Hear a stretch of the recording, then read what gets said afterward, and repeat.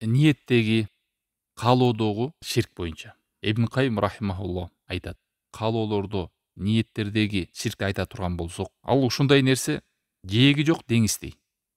Андан аз адамдар кутулат.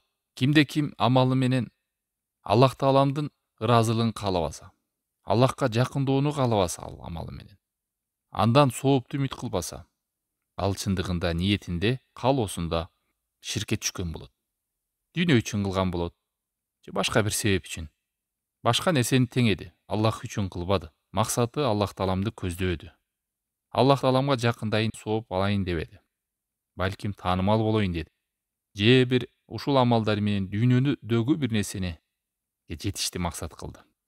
Ал эми ихлас деген тунуктук, тазалык жалгыз Аллах Тааламдын өзү үчүн гана арноо, мейли, амалдары, сөздөрү, каалоолору, ниеттери болсун. Мына ушул ихлас. Аллах Тааламдын үчүн кылуу, анын ыраазылыгын табуу, андан сооп алуу, акырет үчүн жасоо. Аллах Таалам дагы ушул үчүн буйруган адамдардын бардыгын ибадат кылууда.